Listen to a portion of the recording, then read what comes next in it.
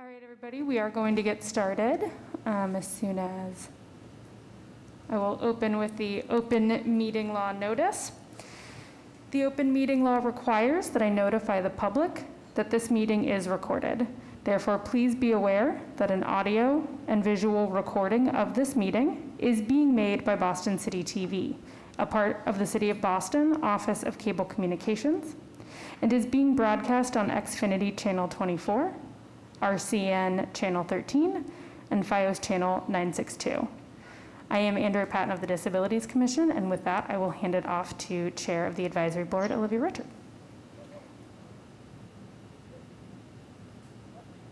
Hi. Welcome to the October meeting of the Disability Commission Advisory Board. Meeting is called to order. Let's start with introductions. Ducia, do you want to start us off? Sure, thank you, Olivia. So, good evening, everybody. My name is Ducia Lebovskaya, or Ducia L for short, and I'm on the board and the secretary, and I live in Boston, specifically in Mission Hill. Thank you very much. Okay. Paul? Hello, my name is Paul Karen. I serve on the advisory board. I live in the West End Beacon Hill area and am employed by the BPDA and also serve as a labor steward in Local 151 Laborers Union. Thank you. Zari? Hi, I'm Zari Amir-Hosseini. I'm the member of the advisory board, and I live in South Boston. Awesome. Alice?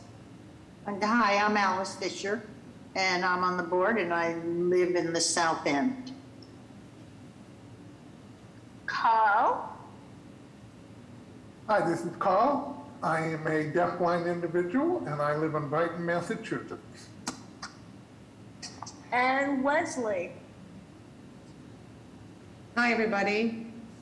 I'm Wesley Ireland, and I am here. I'm happy to be at the meeting. I'm actually on the advisory committee, and I live in the North End. Awesome. Is there anyone else that I missed?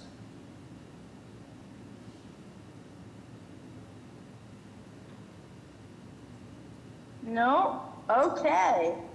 Let's move on to the approval of the September minutes. Do I hear a motion to approve the September minutes? Olivia, this is Carl. Before we make a motion, do we have a quorum?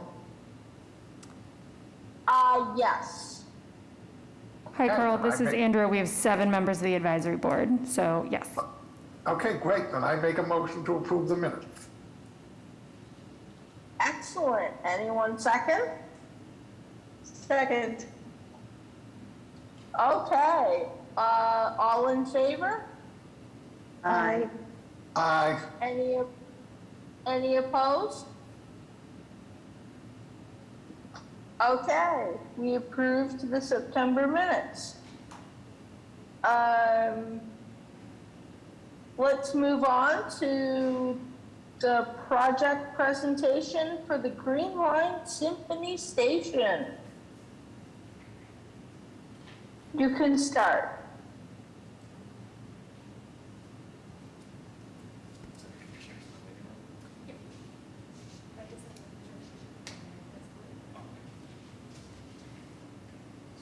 Good afternoon. Can everyone hear me right now? Yes. Yes. Yeah. Well, thank you for inviting us today. My name is Angel Peña. I'm the chief of the Green Line Transformation Program at the MBTA. And we're here excited to discuss this design for Symphony Station with you, as well to invite you to the public meeting that it will be happening tomorrow at 6 p.m. Here with me, I have some of the staff from the Green Line Transformation Program. Here with me, I have Desiree Patrice, Andres Achuri, Ben Friesen, that is going to help us to walk you through it. So let's get to it, right? Through our accelerated approach, we have delivered major improvements across the Green Line branches over the last 2 years. And that's really exciting. I think we have renewed 10 miles of track, which is over 20% of the Green Line system. We also have graded in 18 intersections.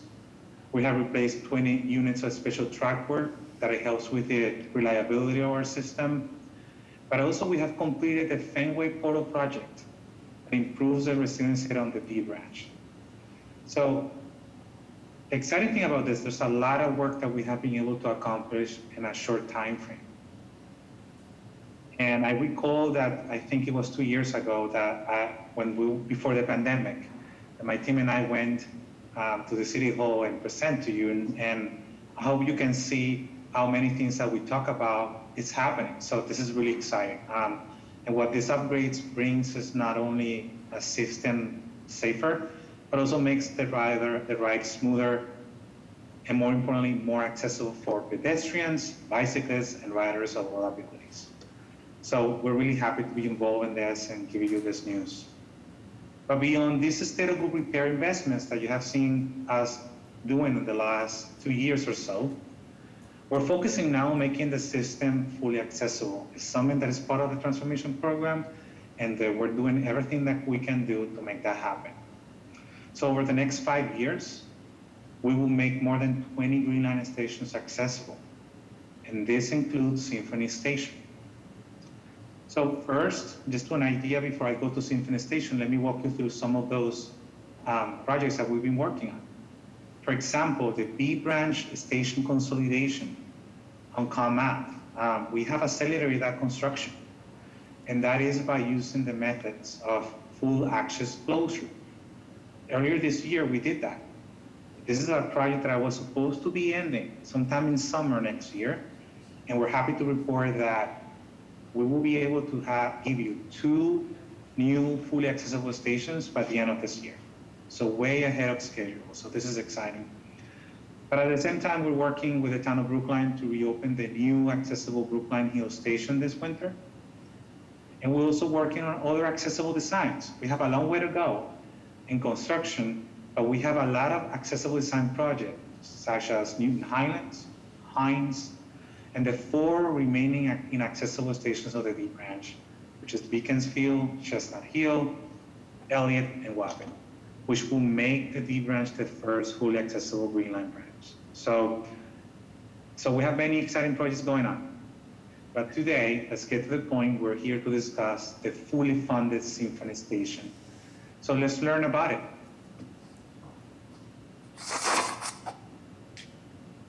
The Symphony Station was constructed in 1940, and the station platforms are separated by the Huntington Ave underpass. So that both platforms are separated by the underpass. It is also the last underground station before the E branch transitions to the surface level. Since 2017, the MBTA has been collaborating with stakeholders to reach the design milestones of 30, 75, and now 100%.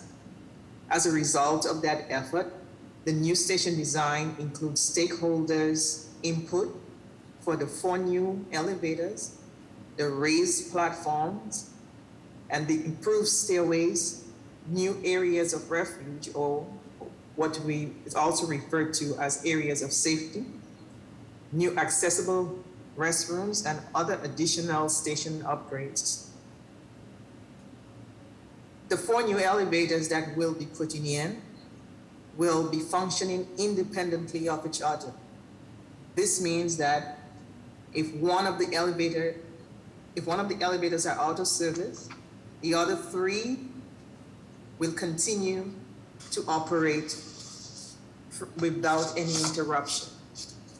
The elevators will be on call, meaning that the riders need to push the button to call the elevators and selecting the up and down.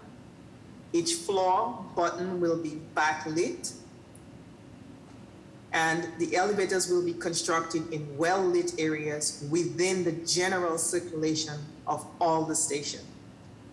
So the elevators will not be tucked away from the circulation of the station. The buttons will be placed inside and outside the elevator cabs in compliance with the ADA guidelines, and will be utilizing wider braille plates. At the surface level, the new head houses for the elevators will connect all the four corners of the intersection down to the platform. With stakeholder feedback from the 75% design, the head house renderings are updated to better represent the final construction and its relationship to the surrounding neighborhood. Also, they are constructed out of glass to provide visibility through the shaft and to minimize the impacts to the surrounding businesses. The pathways between the head houses, or the paths of travel between the head house and the adjacent building, will be 6 feet 8 inches of clearance.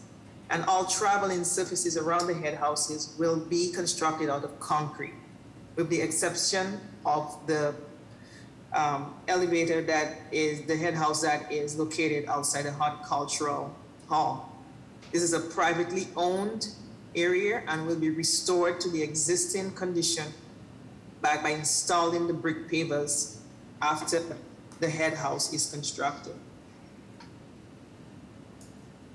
The two 3-stop elevators, as shown in the renderings, establish direct connections to the entrance level of Symphony Towers East and West to better facilitate travel by residents. The lower levels of both Symphony Tower plazas will be updated to concrete as opposed to brick, and there will be 2 new accessible ramps for access to the lower plaza. The design also incorporates head houses for stairwells that provide protection from inclement weather. Elevators and head houses will be protected from the roadway by removable bollards. The bollards will maintain the clearance between the sidewalk and roadway with existing bike lanes along Mass Ave. The design of the station will not preclude future roadway or bike lane redesign by the City of Boston. And along with our partners at the City of Boston, we will also ensure that all accessible pathways remain clear of snow to allow access to the station. We've also coordinated with the Historical Commission to ensure the design does not impact the historical nature of the surrounding buildings. In addition, both platform and lobby floors will be raised to 8 inches above our tracks in order to accommodate vehicle ramps from the trolleys. Yellow tactile strips will be along the entirety of each platform. New station amenities also include wayfinding, braille signage, new variable message signs or VMS, lighting improvements, and new public address systems. Renovated stairways and new emergency exit stairs will be marked for high contrast for improved visibility and safety. Accessible restrooms that exceed ADA minimum size requirements will be equipped with a push-button door providing hands-free access. Areas of safety, similar to those at Government Center, will be constructed adjacent to each elevator. These are pressurized areas to be utilized in the event of a fire or emergency. And we'll also be making upgrades to the fire alarm and life safety systems, including surveillance cameras throughout the station. So, these are exciting improvements to the station, but it will take time and coordination to deliver.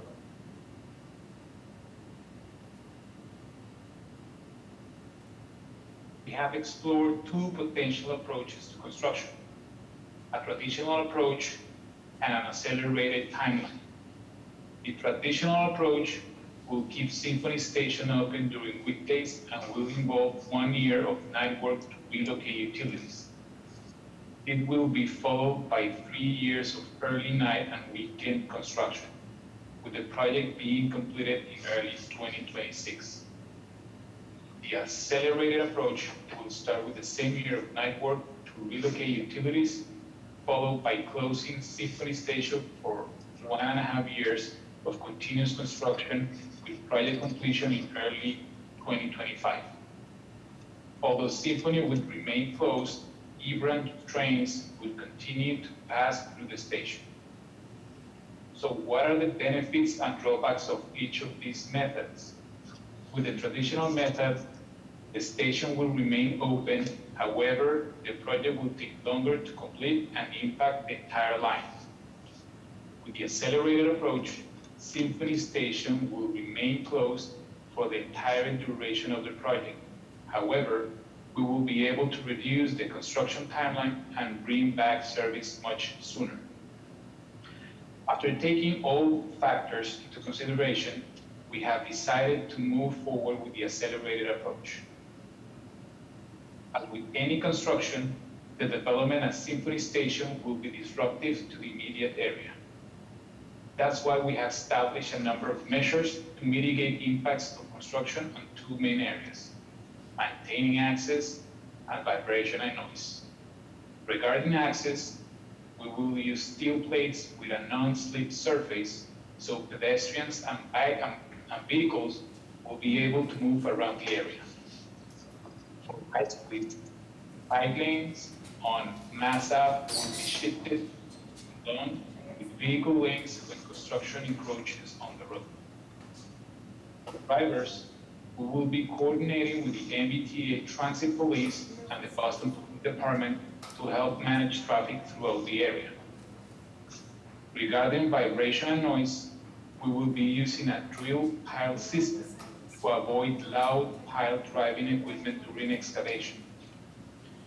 When installing the elevators, crews will be day shifts to limit overnight work.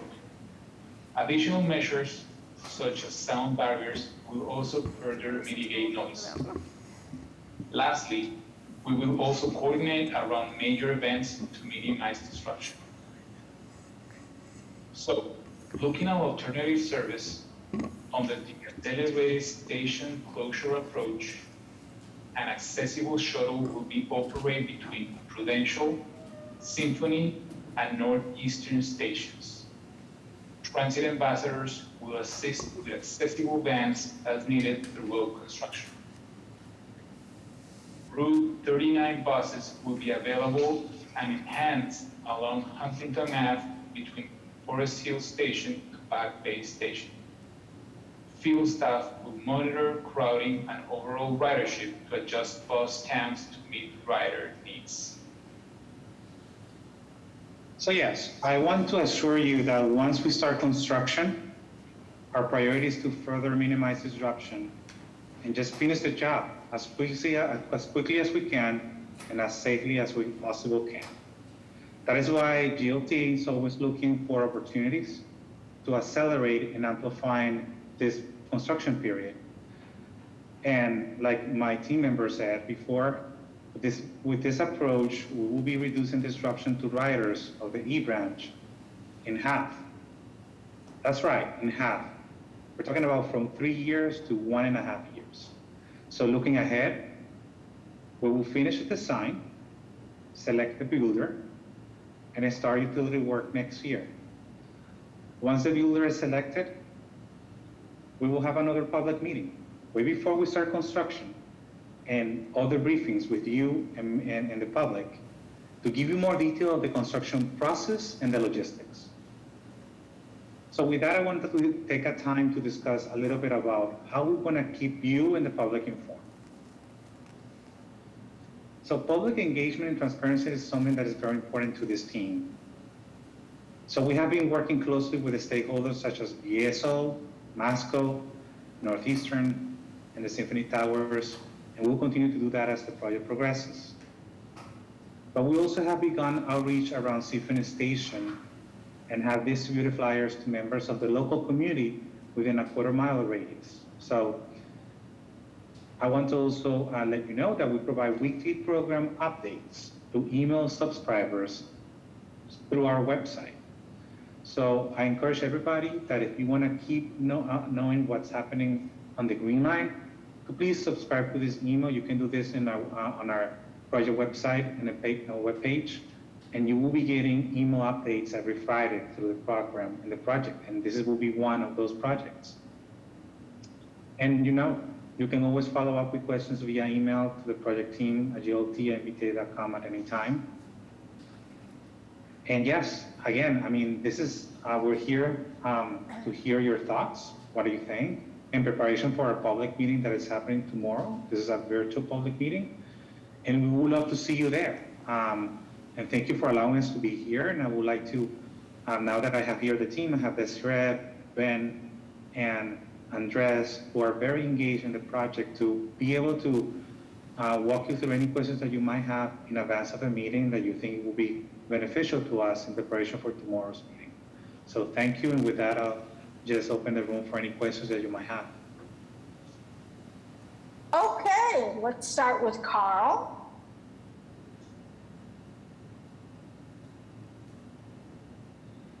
Go ahead, Carl. Hold on. There you go. Can you hear me? Yes. Okay, so I have two questions. First, on the side where you said you're not going to put in the concrete, you're going to put in brick pavers, I hope at least you're going to use the wire cut brick that you use, say, similar to that at Government Station, so that there's less joints and they're more likely to stay in place.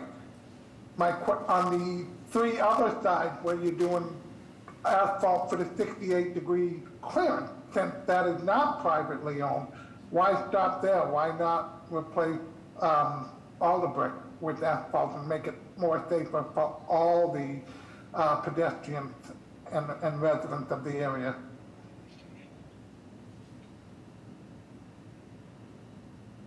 So I think there might have been some confusion. For the lower levels of both Symphony Tower plazas, we will be upgrading it to concrete as opposed to brick. Okay. So it'll be a flatter, probably a better, much better traveling surface for anybody that's trying to use an elevator. It's not just the clearance area around the elevator, it's the whole entire plaza? Yeah. Okay, so that was a confusion on my part. I'm sorry about that. I'm glad you clarified that. What about the private residence side? What type of pavers are you going to be putting in? I think on the private residence side, there is a ramp already that will connect to the area that we're going to be constructing. So it will be a level, it'll be a smooth surface to get into the station directly. Right, but what kind of brick pavers are you putting in? Carl, we'll look into the suggestion that you have, the wire cut brick. So we will make sure that we get something that will match that to provide a better movement. I also think we have here, George, anything you want to add on to it that you think will be helpful for? Absolutely. Hi, Jed Galloway, Thornton Town Site 8. Yes, so the area of the brick is between Horticultural Hall and the new emergency.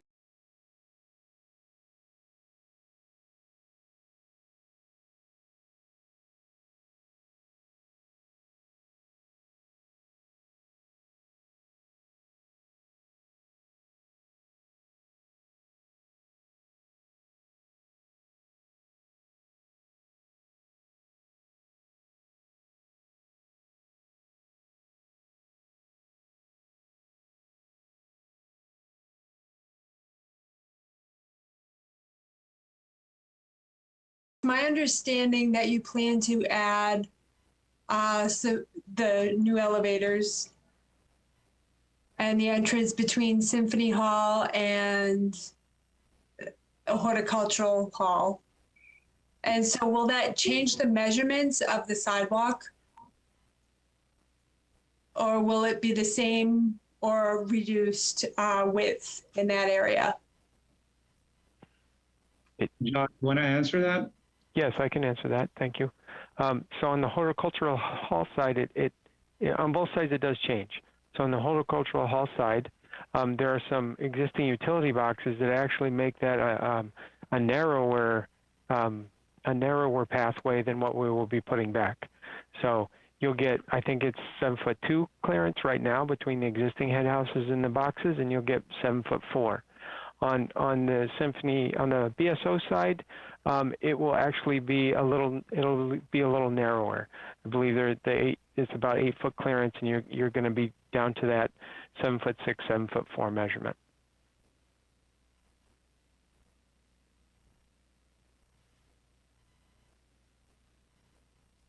Okay. Ducia? Okay, thank you. That was my original concern, just for the pedestrians to be able to pass one another. And that, I was wondering whether you had considered that in your design. We did, and at the direction of GLT, we used the elevators with the smallest footprint possible. We used hydraulic elevators, so that's how we tried to maintain as much sidewalk as we possibly could.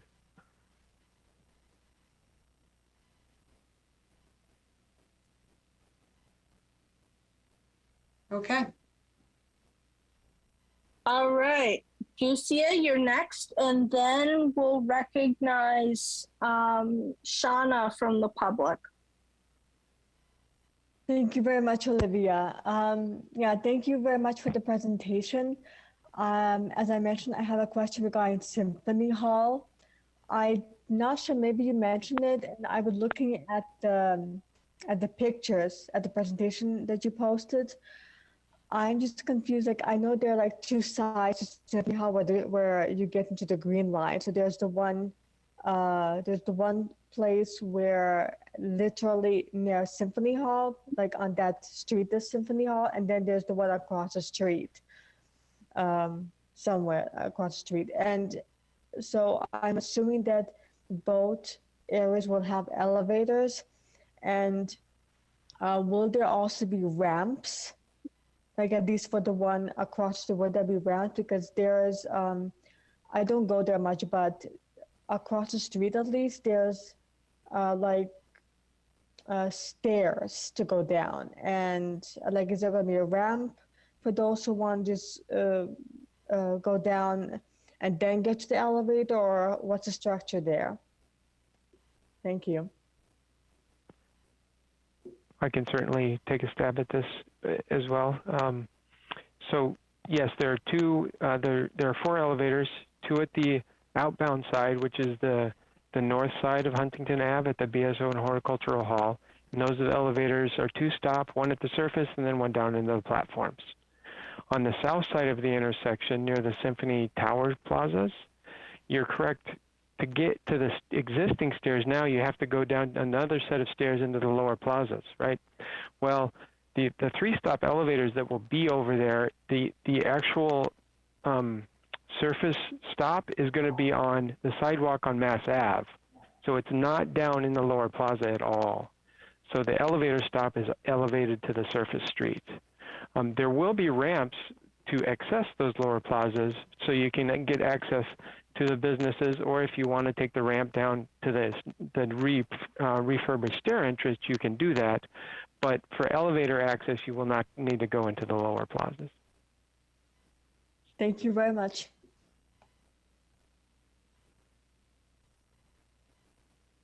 Shauna, go ahead.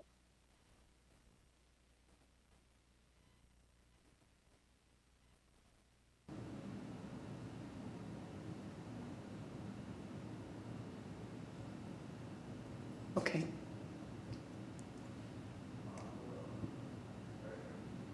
Hi, everybody. I'm Shanna Gibbs. I live in Roslindale, and I work at Northeastern. Plus, I'm the vice president of the association and president of other state associations. Oh, God, you can filter it a little bit better. This is my first time at the meeting, so I'm actually happy to see this information. I do have a question regarding, from what I've seen from your planning on this construction, and maybe you've already talked about it before and I'm unaware, but I find it interesting that you don't see clear access for deaf and hard of hearing people. For example, I'm thinking about the public announcements. Are those tied to, for example, real-time speech to text on a screen, like a monitor in the station?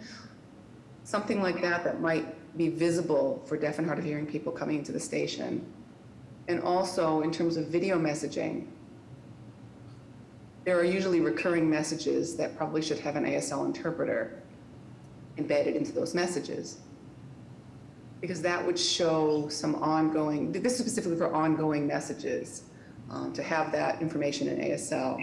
So I'd like to know if you did talk with, or give some consideration to this possibility, and if you have not yet considered it, I think it'd be really important to put that on the table for discussion related to accessibility, to include visual information and visual accessibility for deaf and hard of hearing people.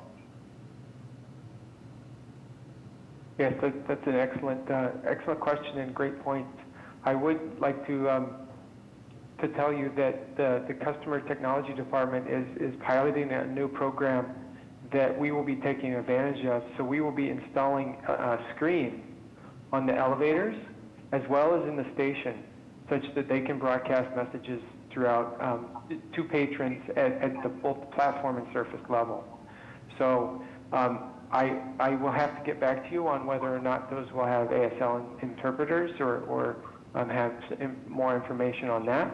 But I do know that the screen program that they're piloting with Symphony Station, it's very exciting, and we'll be giving up-to-date messaging to patrons as they use the station. So yeah, and I want to add a little bit more. I really appreciate this. I think this is what these meetings are all about, just to hear from you. I think your thoughts is something that we need to take into account, not for this station only. It's just system-wide for the MBTA. So I have meetings with system-wide accessibility department and also with the customer experience department, and they also are very committed to find how we're going to do this forward. So allow me to also bring your comments, just not only for this station, but something that we should be thinking system-wide and where we are, if that makes sense. But I do appreciate this. Great, thank you very much. My last question then, you mentioned the public meeting tomorrow evening. Do you have interpreters provided? Do you have interpreters provided for this meeting tomorrow evening? Yes. Okay. We do. Very good, thank you. And I do invite, I hope, I mean, you can spread the word to everybody here. Everybody, I hope that whoever is here can make it, that would be great. But also people that you think that will be very beneficial to them, by all means, let them know. It's tomorrow, virtual public meeting at 6 p.m. We would love to see many of you and many others of your that you think that will benefit from that. Is it possible to post that information in the chat? Because I don't have access to that. I actually found out about the meeting just by chance. So yeah, I'd like to know that information, and that I can share that with people. Yeah, I appreciate that in the chat. We'll do this right now, okay?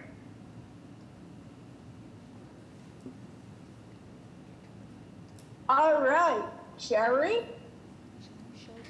Yes, thank you for your presentation and your outreach to us and other communities as well. My question is in regards to, I'm a wheelchair user, so my question is in regards to the shuttle buses that you mentioned will be taking place, you know, once the construction phase happens.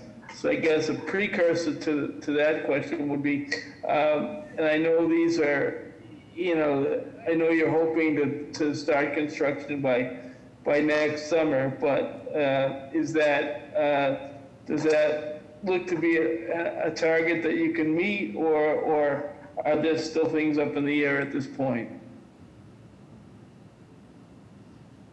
Yes. Go ahead. Yeah, so Jerry, just to provide a quick overview of the construction once more, I know we went through a lot of slides very quickly, but the construction will begin next year with 1 year of utility work. And during that time frame, there won't be any disruption to the station operation. Okay. It'll take us a fair amount of time just to be able to relocate the utilities to make space for the elevators and the elevator shafts. So once we complete that utility work, then we will undergo a station bypass for 1.5 years. That's the accelerated plan. And under that under a station bypass, we would have an accessible shuttle that would run from Northeastern, which is one station over, to one station beyond Symphony at Prudential. So 3 stops. So when's your target date for the bypass to begin? Do you have any idea? A conservative. Go ahead. Oh, No, that that's a start. Yeah, that under a conservative assumption would be summer of 2023. Okay. And so would the shuttle buses, would they have to be something that the individual rider would have to request, or would they be running on the on the road continuously? What we envision is that if a rider needs a shuttle, they could go to a transit ambassador at one of the stations and request it. And then the shuttle would pick up that passenger and take them to the station they need to go to. Sure. And, the closest thing to what we're envisioning is currently in place at Brookline Hills, because Brookline Hills is currently also under a station bypass. Mm-hmm. Okay, I just have heard from other riders with mobility impairments that sometimes that method doesn't work so well. That that there aren't ambassadors around. That it takes quite a long time to get the shuttle once you are able to flag station personnel. And so forth. So I would encourage you to, work with system-wide accessibility and whatnot on the, best method possible to provide the accommodation for folks who would need, a shuttle van. So Jerry, this is good. I appreciate your comment. The exciting thing is we're right now wrapping up design. We don't have the builder yet. And once we start putting the contract, we will be getting back to you and everybody way before construction. So, and it is great that you're giving us these comments, but because System-Wide Accessibility Department is seeing Symphony Station as a priority, we're already having ongoing conversations with customer experience. So stay tuned. We will take this back with us. To see what better we can do and serve.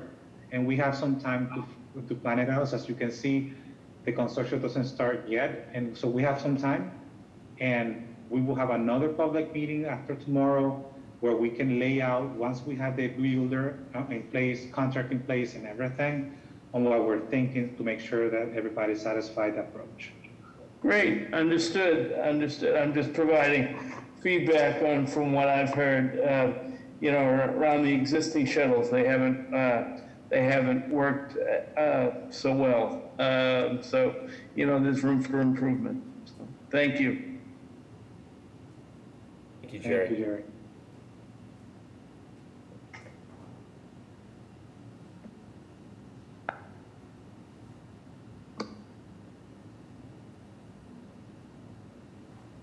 Madam Chairman?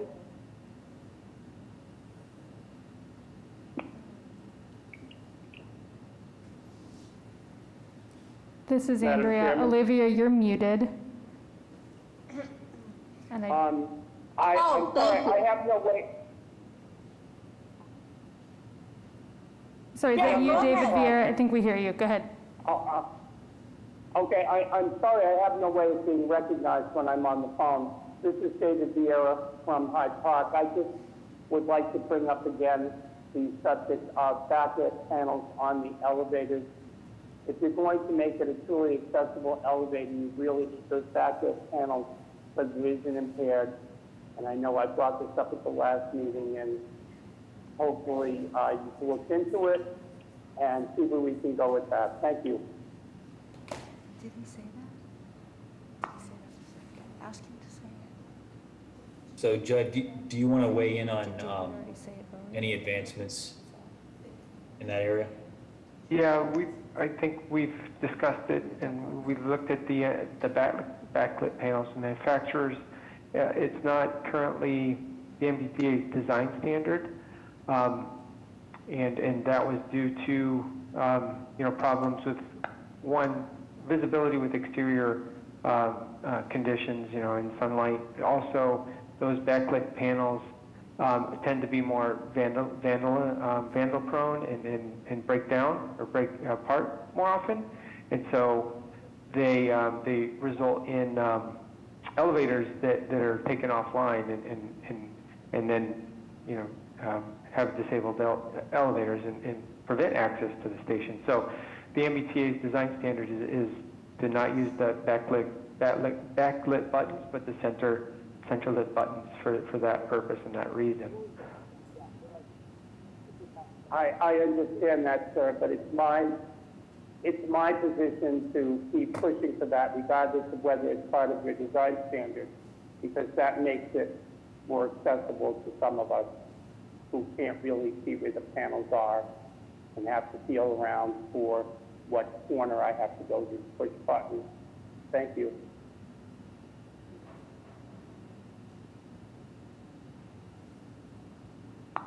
Okay.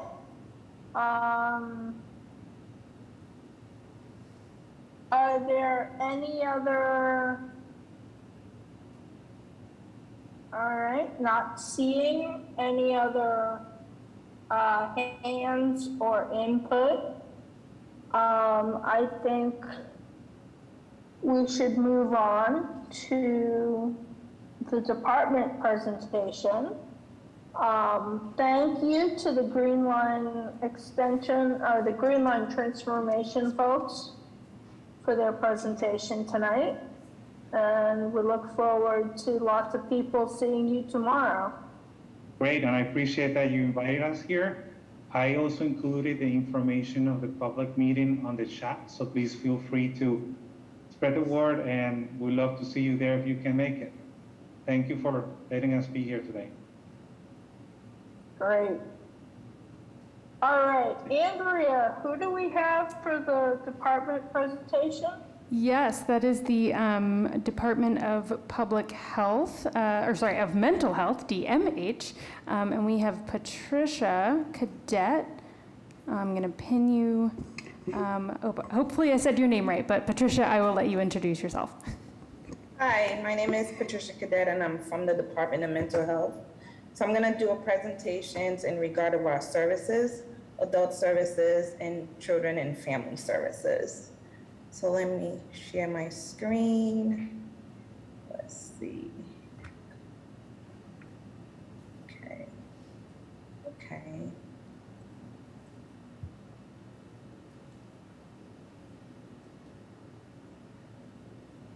Can everyone see my screen? Yes. Okay. So I'm going to talk a little bit about adult services and children and family services. So I'll do a little bit about an introduction when you think about DMH. So Department of Mental Health has a specialized role in the healthcare system. So we serve children, youth, and adults with the most serious mental health needs. As a tertiary agency, we provide services that are not available to children, adults, and their families from any other agency. So basically, the Department of Mental Health, we contract out to different providers to provide services to children and families and also adults. So the areas that we serve are the Metro Boston area, that's where I'm from, the Northeast, Southeast, Central, and Western Mass. So I'm gonna be talking about the Metro Boston area. So the cities that we serve in the Metro Boston area is Boston, Brookline, Cambridge, Somerville, Chelsea, Revere, and Winthrop. And each area has a DMH office. So the Boston office is located on 85 East Newton Street in Boston. So how to apply for DMH services. So the application's available on mass.gov. If you go in the search bar and you write DMH, everything should pop up. And it will also tell you how to fill out the application and what's needed for the DMH application. It's always recommended when you're filling out the DMH application, once you submit it, to also include any clinical records that support the mental health diagnosis. So then we could determine, do you meet clinical criteria for DMH services? And I would talk about later on in my slides about, you know, what type of mental illness diagnosis that you need to have for you to be approved and eligible. And anyone could fill out the application. The provider, family member, you could fill it out, so anyone could fill out the application. But the most important thing is to make sure that you include any clinical records from discharge summary, any testing that was done to help support your mental health diagnosis. We've had a request to show one slide at a time. Okay. Let me do that. I'm gonna have to close this out. Sorry, let me see here. Andrew, can you, I'm having trouble showing one slide. Are you able to share my slides? Yep, I'd be happy to. I'll stop your sharing and I'll start mine. Okay, thank you.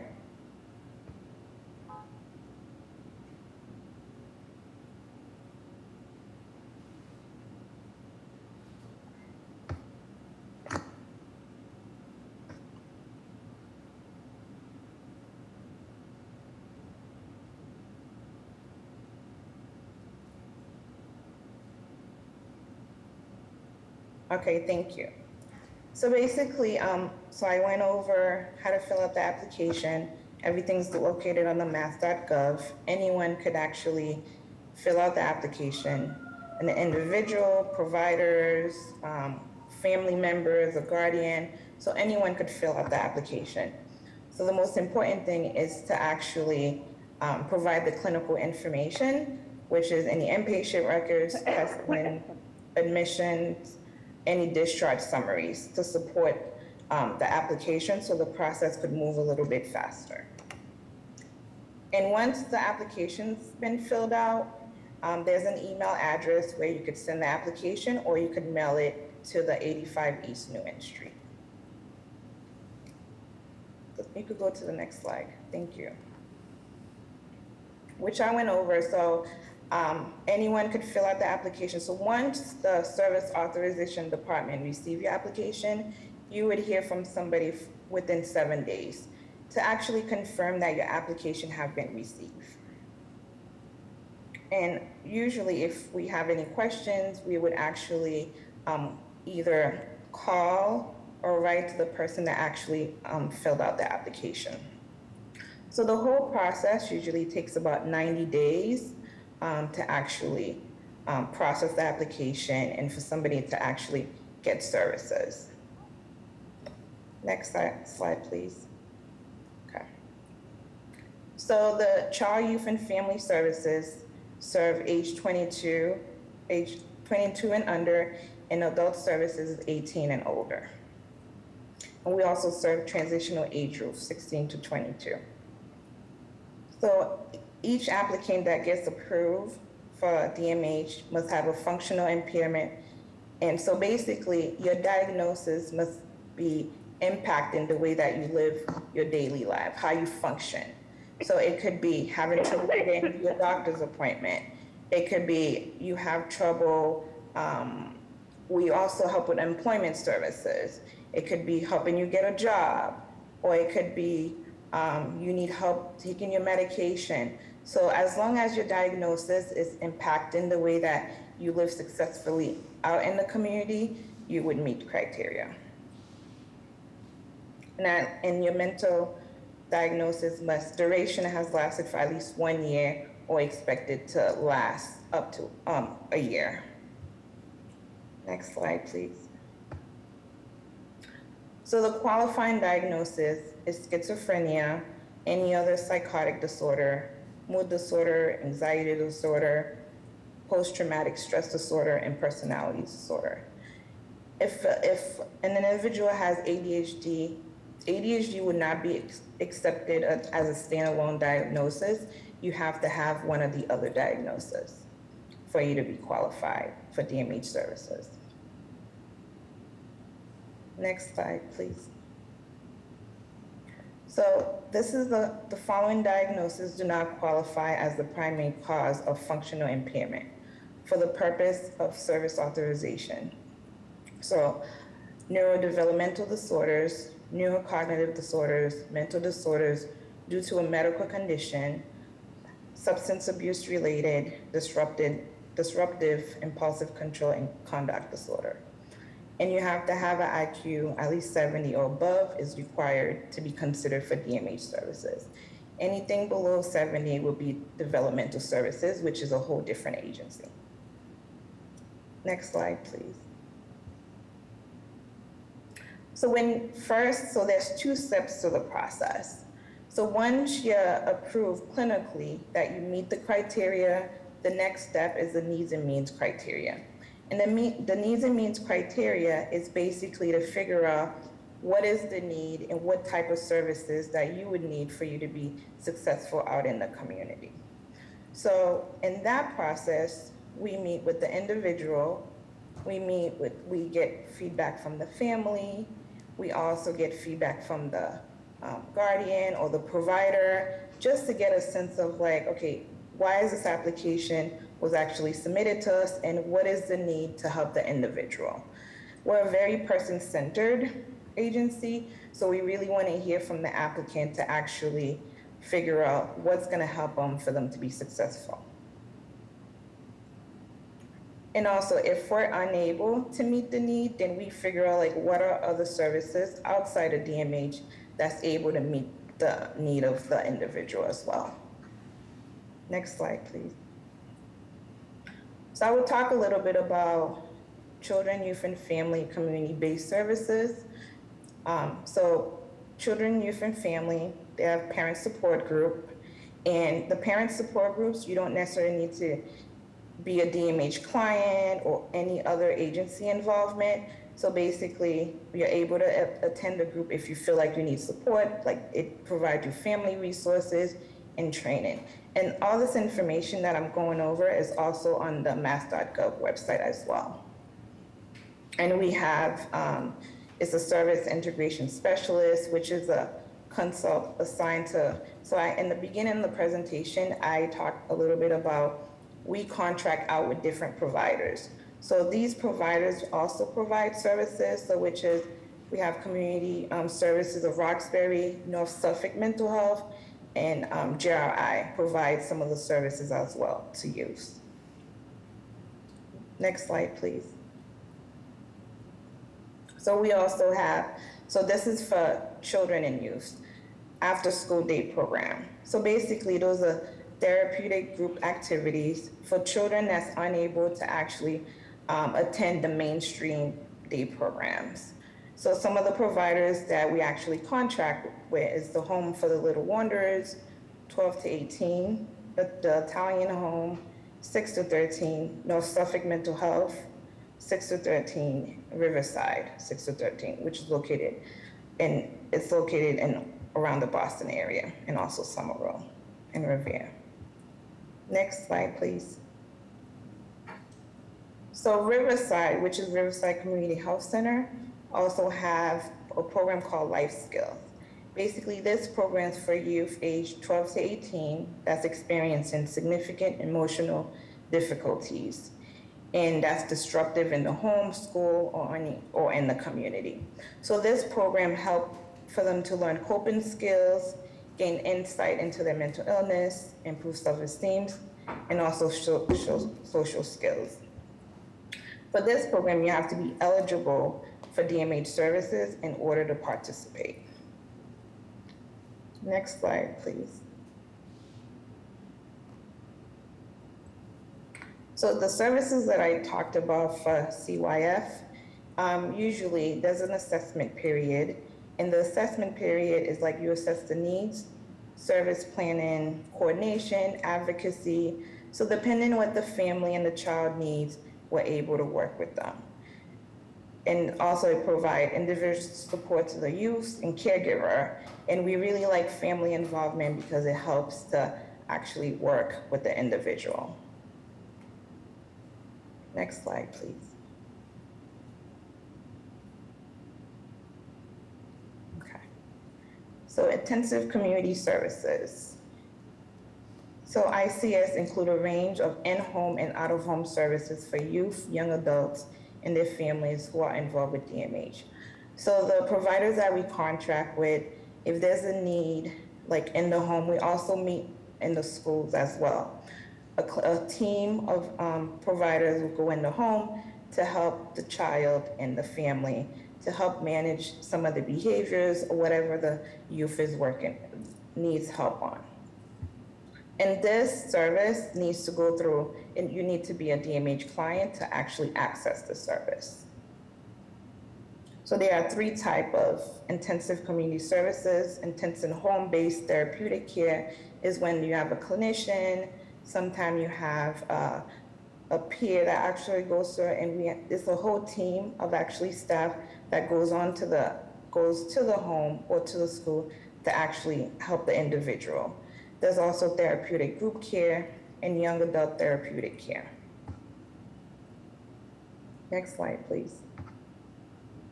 So intensive home-based therapeutic care, which I talked about a little bit, is the core team, consists of a clinician, outreach worker, as well as OT, a peer, psychiatrist. So this is the group of people that actually goes onto the home and work with the family and the youth.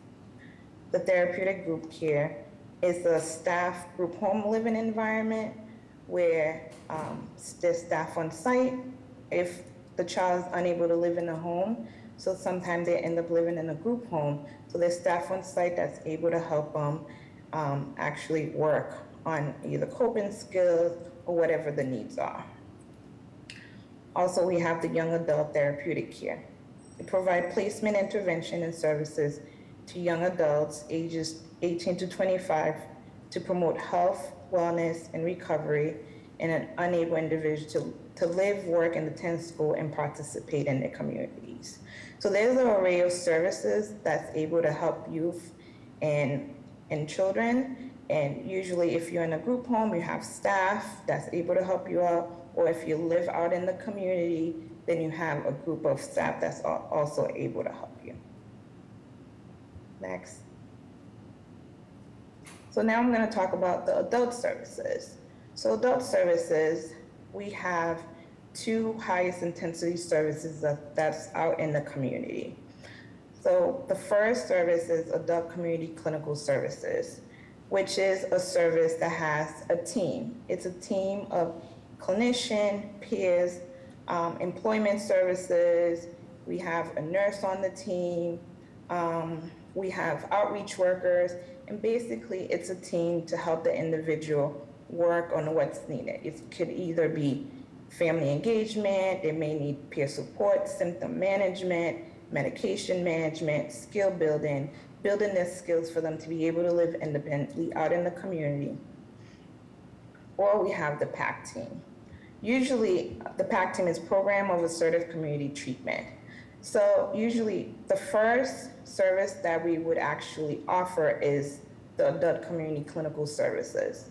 But there's a lot of individuals that's unable, or either like due to lack of engagement or has trouble following through with certain things. So then we have the PAC team. So the PAC team has a psychiatrist. So if we have an individual that's unable to attend their appointment, so the PAC team has either the outreach worker or nurse and a psychiatrist, and they actually go to the home to actually help the individual. So these are the 2 highest highest intensity adult services that we have for individuals.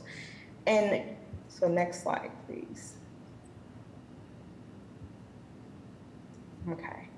And so CYF, highest level of care. So we have, acute settings, which is usually a hospital setting. And because it tends to be so traumatizing for youth to go into the hospital, we usually try to use the least restrictive setting for them. It's if we're able to help them out in the community, engage the parents and the youth, we prefer that before a youth would go into the hospital. And for a youth to end up going to the hospital, they have to actually have a serious mental illness and a threat to themselves or others. And basically meeting the criteria that, they actually not able to live out in the community. And usually it's not a long term, it's usually short term to try to get the youth to be stabilized prior to coming back out in the community. And also we have the intensive residential treatment program. And we have different agencies that actually we collaborate with that's able to provide those services. And it's usually in a hospital setting. And these are a list of where a youth would go into the hospital. But like I said, it tends to be very traumatic. So we try to help the youth out in the community before we even recommend a hospital setting. Next slide, please. So we also have, under adult services department, we have recovery learning centers. So recovery learning centers are peer run. You do not need to be a DMH client. Anyone in the community can have access to that. If you feel like you need some support, so you need resources, this is a great place to go and just meet people and get support. And we also have clubhouse services. And clubhouse services basically work on skill development. We have a few in the Boston area, and then we have one in Brookline and throughout the state. And basically the clubhouses, it helps with social networking, independent living skills, if you need help with budgeting, access and transportation. So the RLC and the clubhouses are great support if you need to network and meet other people. Next slide, please.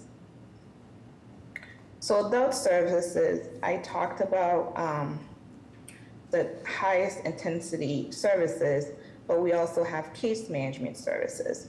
So if an individual is living in their apartment, we usually they'll have a case manager, and the case manager will work with them on certain things, like if they need help to go grocery shopping or attend their appointment or just get organized. So it's a great service because a lot of people don't meet criteria for the highest intensive service. So if they could have a case manager to meet them bi-weekly or once a month to help them for being successful out in the community. And we also have respite services, which is a mobile and site-based. So respite services, if somebody is not doing well symptomatically or just feel like they need a break from the community, respite is the perfect place for you to go and actually there's a psychiatrist on site, nurses, and this is a place for you to actually take a break from the community and actually meet with the psychiatrist and have other people on site that's able to help you out. And we also provide homeless services. So our homeless services, we have a team of staff that goes out in the community and actually try to engage homeless individuals. And a lot of times they're not DMH clients, so they engage them, they figure out like what do they need out in the community and to see how we could best help them. Next slide, please. Question and answers.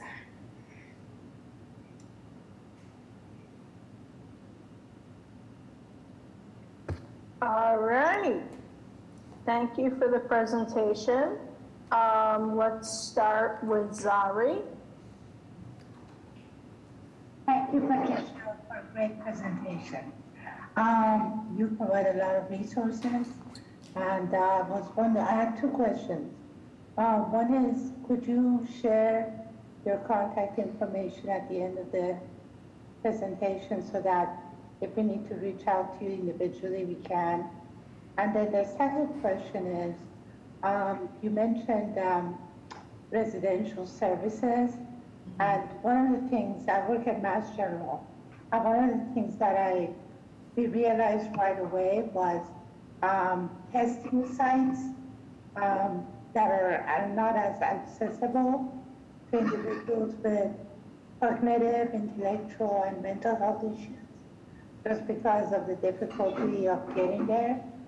So I'm wondering if you provide in-home testing for COVID and even the vaccination. And if not, do you have resources which might be closer to an individual resource residence?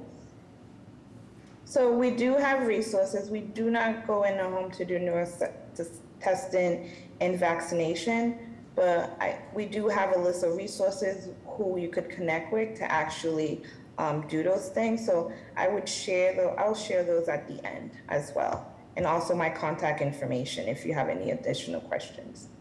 Thank you. Okay, Jusia, go ahead. Thank you, Olivia, and thank you so much, Patricia, for your presentation. I have a couple of questions. I actually wrote them down because it just started a consolidation of them. So first question I have is, I know you mentioned at the first slide which mental health issues you work with. So do you also do collaborations or help with collaboration for people who have mental health issues and developmental disabilities? Like, do you help them collaborate with other agencies? That's my first question. Yep, we do. We do collaborate with our sister agencies. We have monthly meetings, for example, with DCF to talk about youth that's transitioned into the adult services. And we also have regular meeting with developmental services to help collaborate. Because sometimes we find individuals that's in the cuff that doesn't meet our criteria, but also need our services. So we do a lot of collaboration with developmental services to try to figure out how do you bridge that gap and provide the services that best fit the person. Okay, perfect. And my second question is, I can't remember if I saw it on your slide, but is bipolar, is that DMH related or that's a different department? So bipolar is it's DMH. It's a mental health disorder, so it falls under DMH. Okay, and thank you. And the last question is, so I know you mentioned you have like community centers for youth or for children so they can get services. Like, I know the answer is probably obvious, but do you provide transportation? Like, if they're not able, the parents or somebody's not able to bring them to the places, so do you have like transportation services for these kids? So a lot of the agencies that we collaborate with, they have ways to get the youth to actually to the program. So usually the caregiver would actually talk about, what are the needs, like how do you get to the program? So there's ways that it could provide transportation.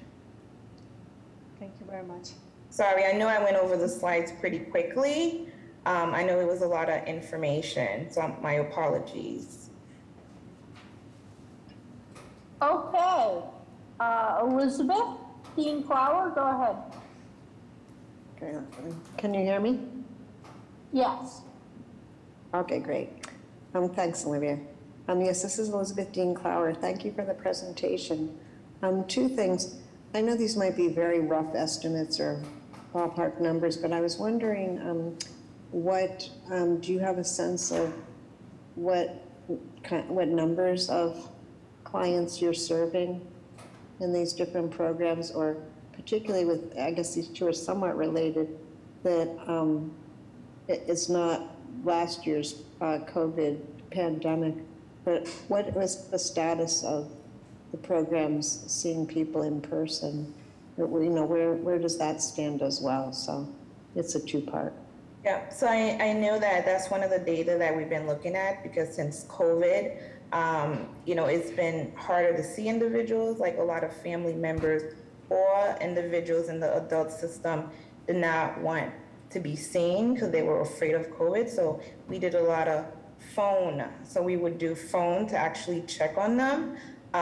This is a number that we're trying to increase to see people face to face with, following the COVID protocol. But actually the numbers were pretty low from the face-to-face interaction, and we're trying to work with the families and the youth and the adults to figure out like how do we increase that as people get vaccinated and then following the COVID protocol. And do you have any sense of, like, I'm just making this up, but, it seems like things are running at 30% or, that some people just aren't capable of doing anything other than Zoom or phone versus in person. Is there any sense of? So pre-COVID, so I could talk about for the adult services pre-COVID, the expectations is to see people at least weekly or bi-weekly. So when COVID happened, the numbers, so we would have like at least 85% pre-COVID, and the numbers went down to 45, actually. And where are they now? So where are they now? I mean, the providers that we work with been trying to improve to figure out like what's going to make people safe to see them. So the numbers are going up as we speak, actually. Okay, thank you. Yeah. Okay, Wesley?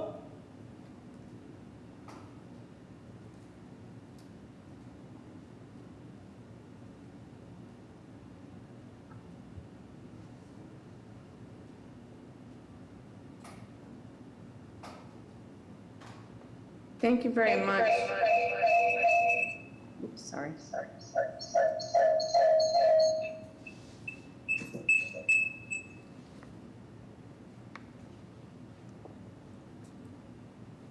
So what I'm wondering is that in the Department of Mental Health, you have various demographics of people who you serve based on race, socioeconomic status, and disability. So I'm wondering, do you keep track of those demographics? So we have a whole department that actually keeps track of who we serve in each of the areas that we serve.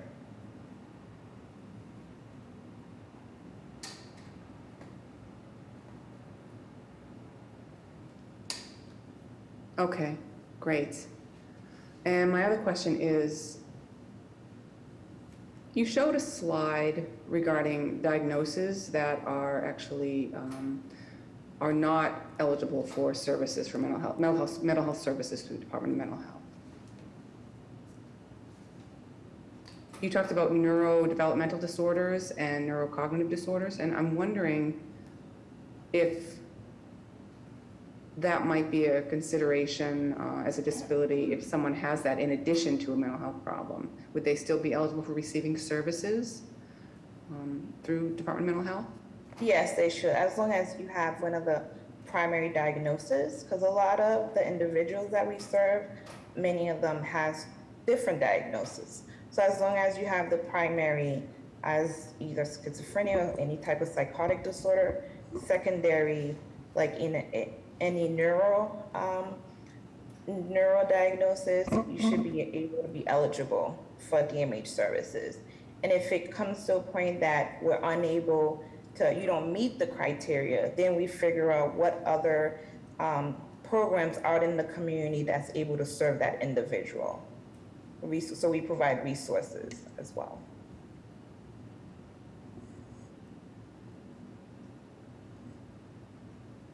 Great, I have two more questions.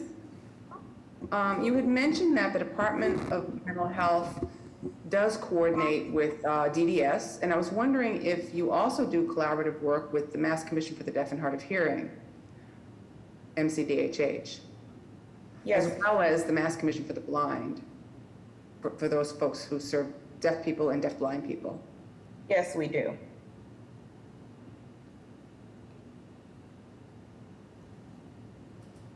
Okay, great. And again, my last question, one more question.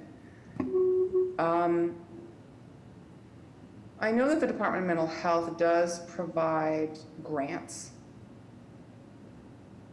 for particular community programs.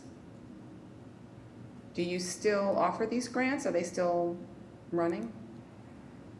Yes, we do still offer those grants. Usually it comes from our main office, the DMH central office. Yes.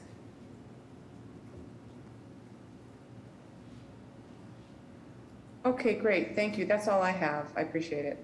Okay, thank you.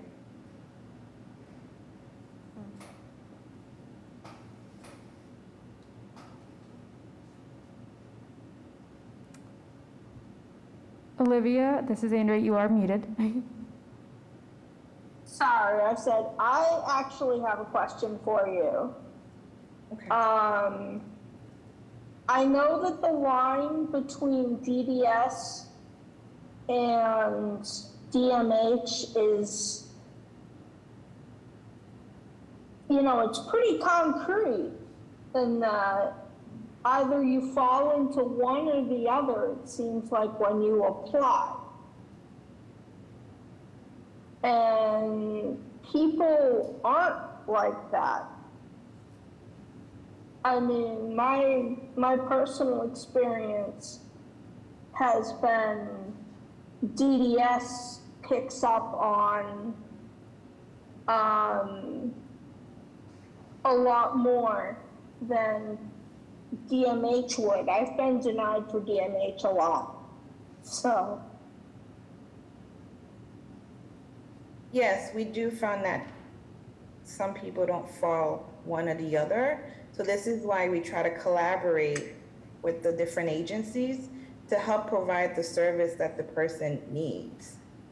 But yeah, we have had situation that, people are just in the cuff and they may benefit from DMH, but then they don't meet our criteria, but they meet DDS.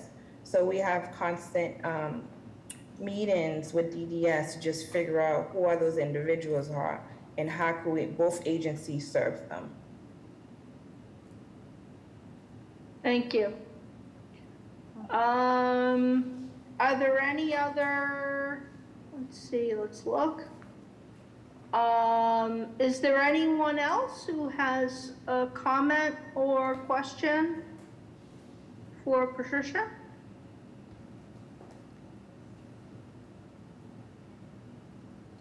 Oh, okay. Well, thank you very much for inviting me. And I do have a list of resources as well, which I would email Andrea so she could actually disperse it to you guys. But thank you so much for inviting me.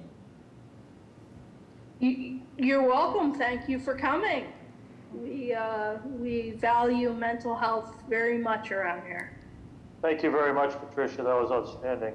All right. Thank you. Thanks, and this is Andrea. I just want to say, yes, I'm absolutely happy to forward out the presentation. If you email disability@boston.gov, we can send it out to you.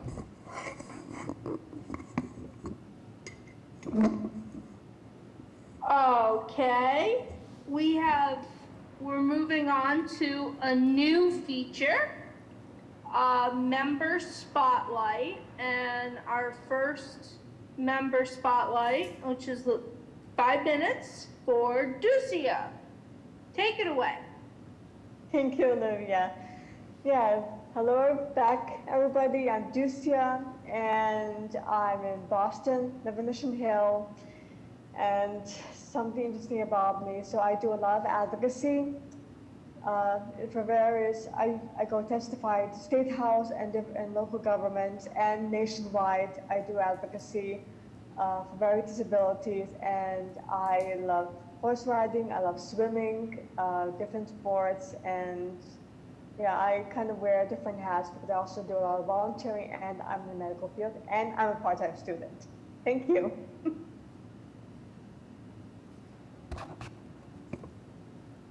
All right. So let me know if anyone wants to go next month.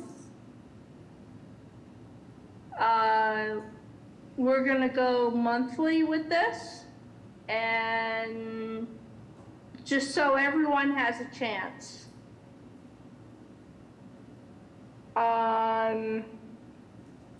So let's move on to the chair's report.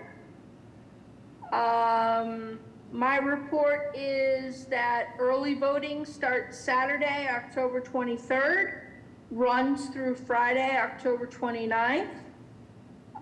Early voting is great because it gets you a chance to go out and vote without the lines and the hassle.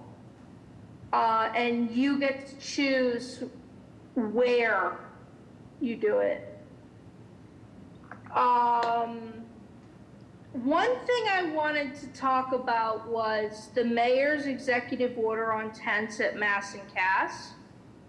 I wanted to get ahead of this because there's actually a plan in place that they're not going to remove people's tents if they don't have a place to go.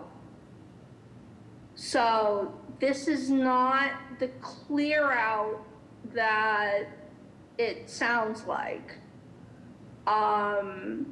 The mayor put out a press release on it. It's on boston.gov's main page. It's going to be tents. Basically, the order bans tents and other improvised living structures as unsafe and unsanitary, and it basically has given the city the right to remove them. The city is promising that they will not remove them from an individual unless they have a place to put that individual. For more information, go to the mayor's office website on boston.gov or to the press release. One thing we wanted to do was we want people to reach out to the Disability Commission on sidewalks and curb cuts in your neighborhoods that need some attention. You can email disability@boston.gov, pictures, locations. You can also 311 if you think it needs like let's go type attention. And that's all I have. So let's move on to the commissioner's report, and take it away, Commissioner McCosh.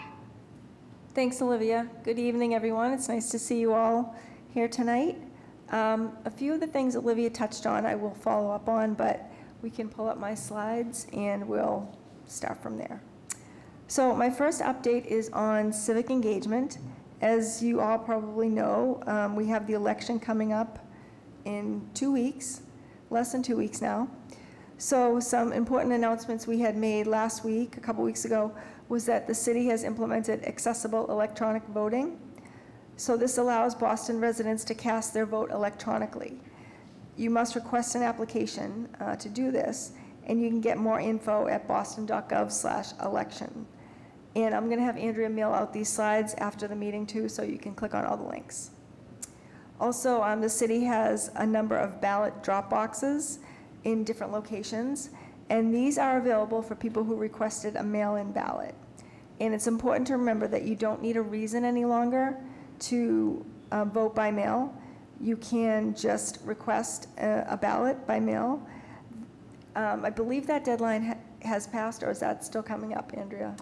The deadline to request a vote by mail ballot, I believe it's still open for a few more days. Let me quickly confirm. It might be the 27th, but we'll check on that. So anyway, if you want to vote by mail, you can mail it in, or you can do a ballot drop box. As Olivia mentioned, early voting kicks off next week. It's going to be October 23rd through 29th. And as Olivia said, you can go to any polling place. City Hall has hours every day where you can come in and vote. And then there are different locations in the neighborhood. So you can look for a place that's close to you through the link on this slide. And yes, sorry to interrupt, I did just quickly confirm Wednesday, October 27th is the deadline for when the board has to receive your application. Okay, so keep that in mind also if you want to do the electronic voting, because you'll need to contact the Elections Commission to get the form to do that. I would suggest contacting them early to allow for, if you want to do vote by mail, so you can have time for leave time for mailing delays.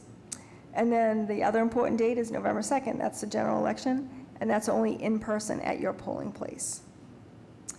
So just keep those in mind, and we hope everyone will get out and vote. Some board letters, just to go over these. I know that we've had a bunch of them in the mix lately, so just to clarify, the letter that the board sent to Secretary Walsh, that we did forward that to our Intergovernmental Relations Office, and they sent it to the secretary. And he's received the letter, and they're interested in knowing if the board would like to set up a meeting with the DOL. So Olivia, I'm going to throw that to you, and you can work with the board on making that decision. Also, Andrea sent to you draft letters to Councilors Wu and Asabi George to outline your priorities for the next mayor, whoever that may be, because we know there's a short turnaround time this year.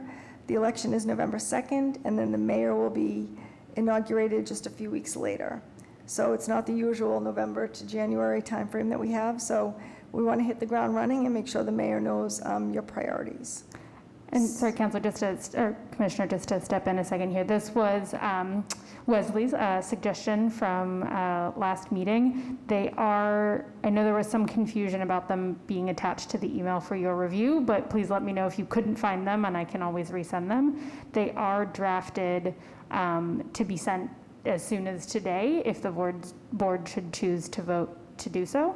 Otherwise, if we are delaying the vote, then I can redraft them to indicate that the election has passed. Great, and then we can go to the next slide. Just some updates on some state bills that are up at the legislature. There was a bill about bike safety, which I thought David may particularly be interested in. I don't know if you saw that, David, but it makes bicyclists fines similar to those of automobiles. So it's really trying to kind of crack down on bad bike riding behavior. So that's pending. And then there's a bill on small electric vehicles. And this would allow cities and towns in Massachusetts to have electric scooters, both by private owners who could use them on the street and by companies who do rentals. So the city is looking to get this legislation passed, but the only thing it will do is allow the vehicles to be utilized in cities. It doesn't make any of the regulations. So the city will have all the control that it wants to make for its own rules once electric vehicles are approved by the state. Next, we have a few open positions in our office I wanted to tell you about to help spread the word. As you all know by now, we have our exciting ASL interpreter position posted. We have not received any applications yet, so we really want you to help us spread the word. If you know anyone who's interested, or if you have people in your circles, please let them know that we are really excited to fill this position. We also have an outreach and engagement specialist position posted, and our accessible parking program manager will be posted soon. All three of these are full-time positions with pretty good pay and excellent benefits. So putting a plug in to work in our office if you could spread the word. Next, October is Disability Employment Awareness Month, and we have several events that we're working on. We're doing our annual virtual internship with the Mass Rehab Commission. This is working with 10 Boston residents who have disabilities and are seeking employment. So we're having a series of webinars with them every other week from October through December, to introduce them to different city departments to see what types of work they do in the department, what types of jobs they have available, and what types of jobs are open. And I have to say, just looking at the city's job portal, we do have a lot of jobs open right now, so anybody who's interested in working for the city should look on the website. And on that note, another event that we're holding next week is called Pathways to City Employment. This is going to be a virtual panel that brings together human resources staff from the major Boston agencies that have their own job portals and applications. So if you want to work for the city, it's kind of complex in that you can't just go to one site and fill out one application. Most of the big agencies have their own applications. So that would be General City of Boston, like in City Hall. Then the Boston Housing Authority has a separate portal, separate application. Boston Public Health Commission, Boston Public Schools, and the Boston Planning and Development Agency. So we're going to bring human resources staff from each of those agencies together in a panel to go over their job portals, look at their job applications, and offer guidance on applying for positions at each agency. That's open to the public, and we will send out a link to the board if you would like to participate. That's going to be next Thursday at 2 o'clock. Next slide. And just some general updates I wanted to let you know about.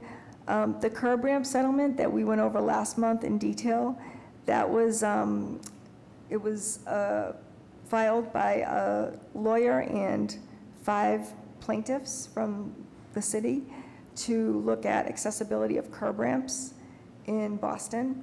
And the consent decree was formalized yesterday by the court. So that means we are obligated to adhere to the agreement. And what that is it will improve paths of travel, accessible routes in the city by mandating that we do 1,600 new curb ramps every year, and that we pay attention to complaints from residents and priorities that our office points out.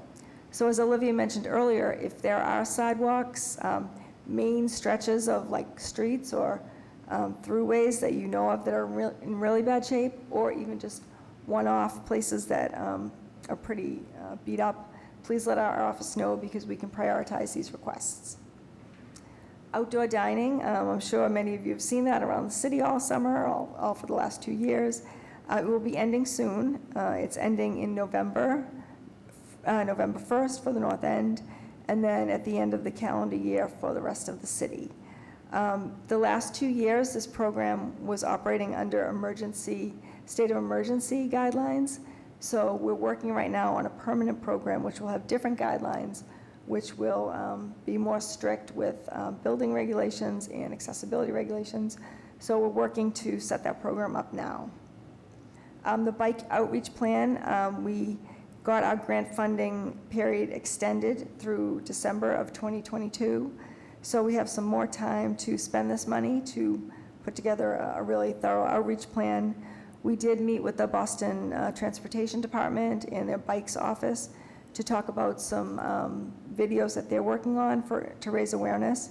So we will be collaborating with them moving forward. And on that note, this one we'd mentioned a while back, Jerry, you had indicated that you were interested in potentially participating in the creation of those videos. And so if that's still the case, or if your mind has changed, let me know. If anyone else wants to join Jerry in helping craft those videos, let me know, and I'll make sure you're all in touch with the BTD team. Thanks. Oh, this is Andrea. Thanks. Yes, this is just Jerry just affirming that, you know, I'm willing to help in whatever way that I can, either for this video or any others. So. Fabulous. Thanks so much, Jerry. Great. Thank you, Jerry. Also, as Olivia mentioned, earlier this week, Mayor Janey signed an executive order declaring substance use disorder a public health emergency. So the city has put together a team to work on the issues happening at what we call Mass and Cass, Massachusetts Ave and Melnia Cass Boulevard, which is the scene of some treatment programs and more recently some tent encampments that people have been living in. And as the mayor noted in her press conference, the conditions have really become unsafe. You know, we don't want people to be preyed upon. We don't want people exposed. We want to help connect them with services for housing and treatment.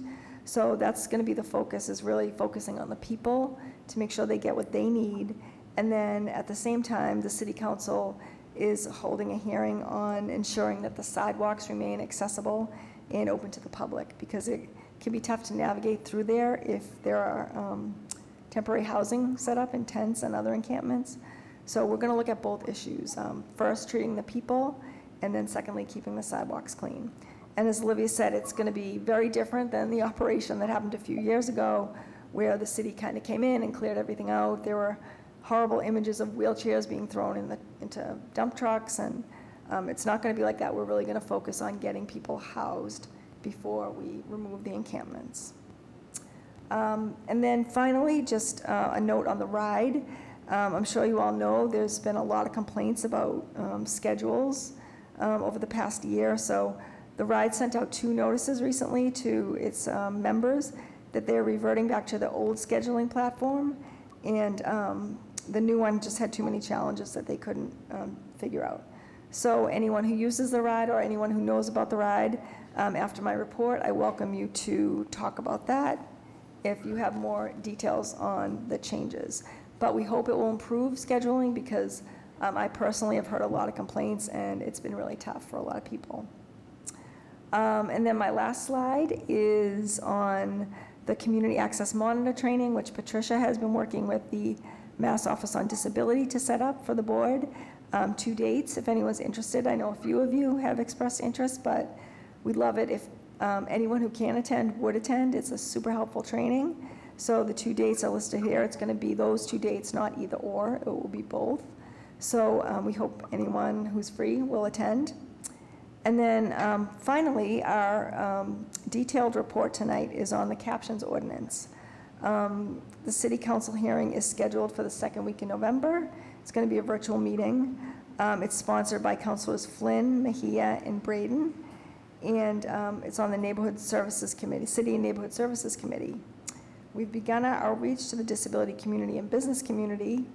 And Sophia Wang from Councilor Flynn's office is here to give a brief overview. So I will turn it over to Sophia.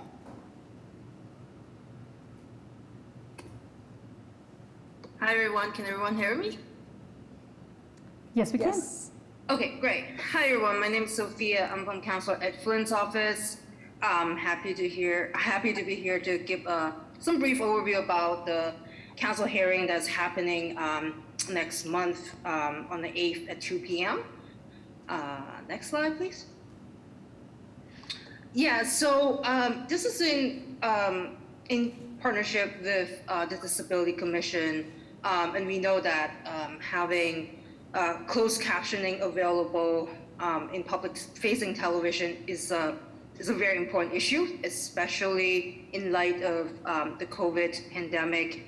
We know that a lot of crucial information is displayed on public televisions, but sometimes if there's no public captions for people who are hard of hearing, who may have issues with, hearing, may not get that information. So it's important for us to figure out what ways, how we can ensure that there are closed captioning for public television. So this is the hearing that we're having with stakeholders and city administration, business owners and advocates to try to figure out what we can do as a next step.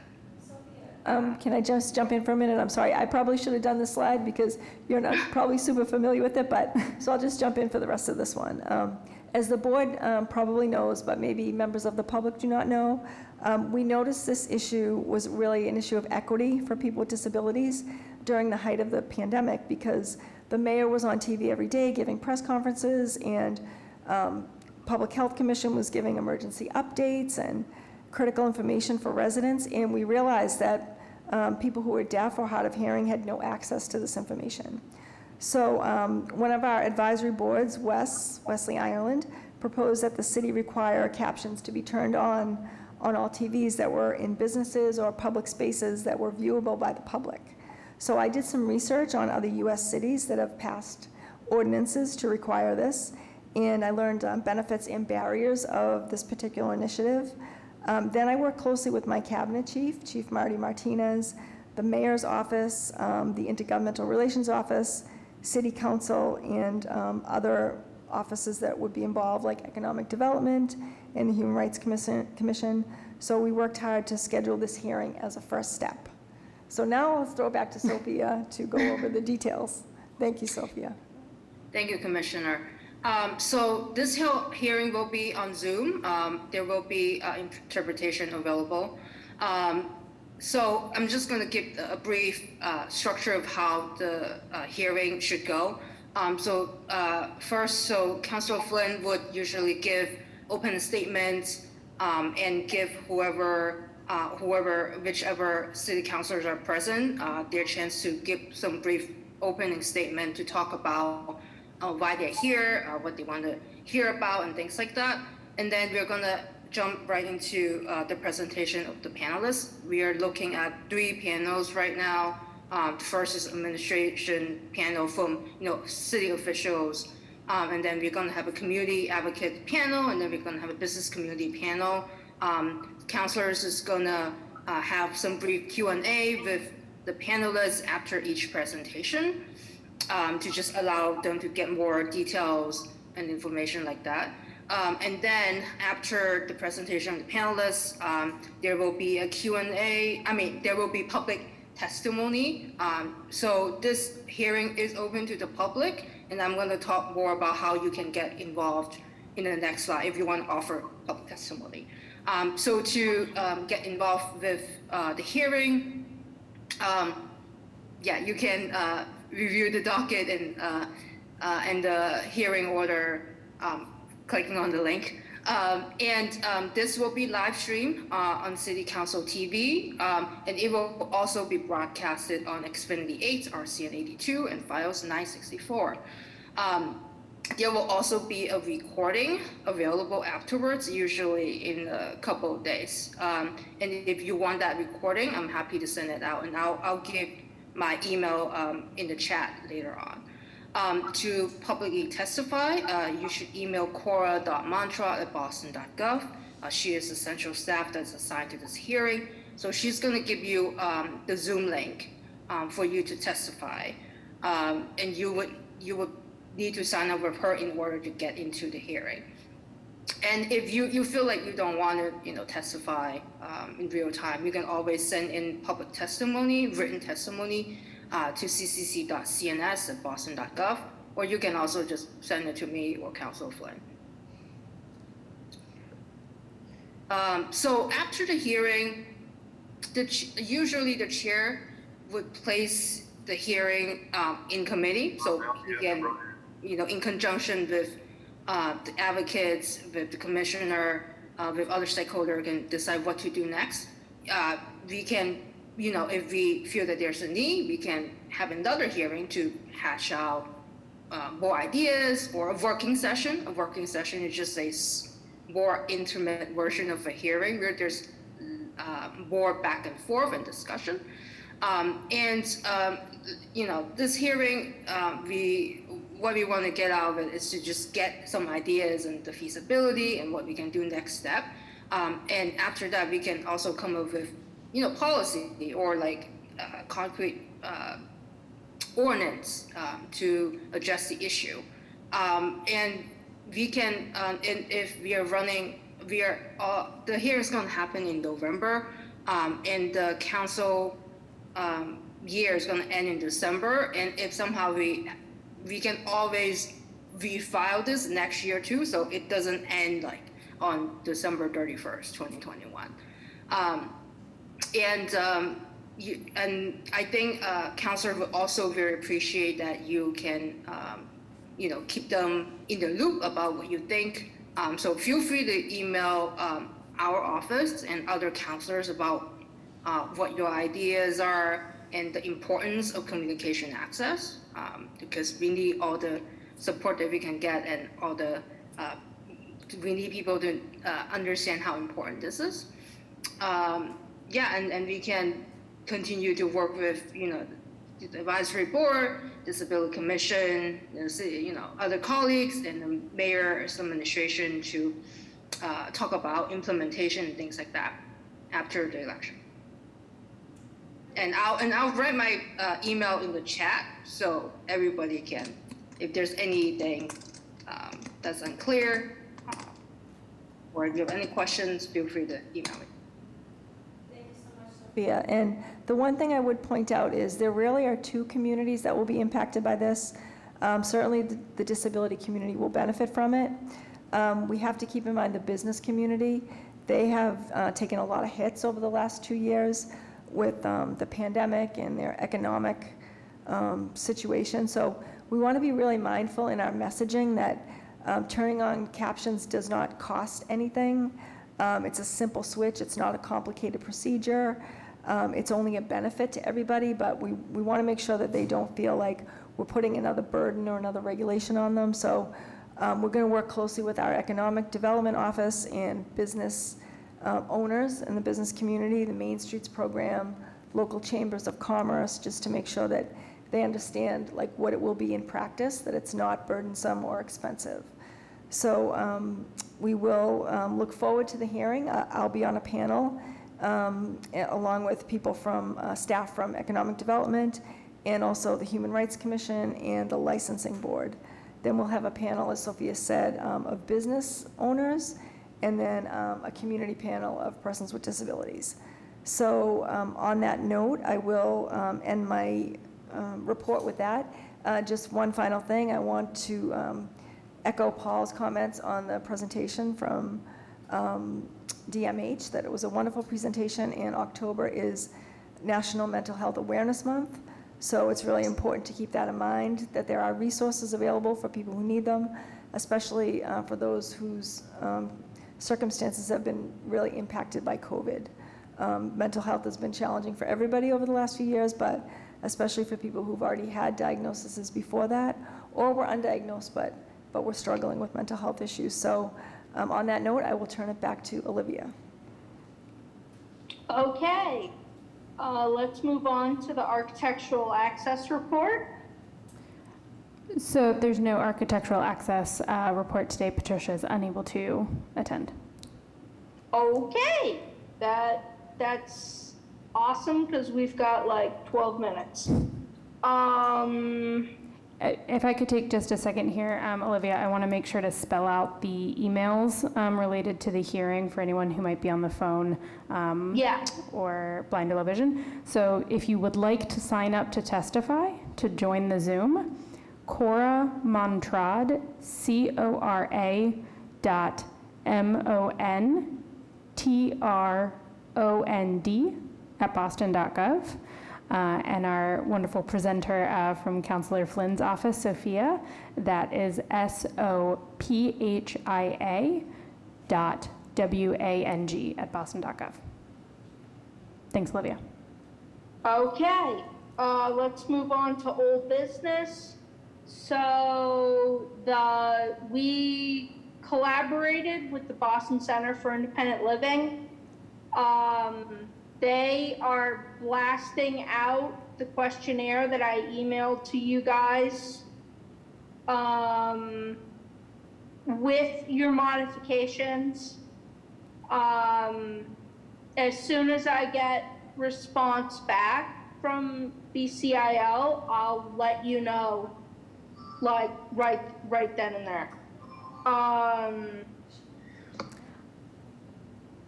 Olivia, I believe we've received you received responses. I think I saw that tweet from BCIL. Both councillors Wu and Asabi George did respond. I can put the link in the chat. Oh, I know they responded. I just haven't gotten the thing. Gotcha. Okay, I can still put a link in the chat to that if you'd like. Yes, please.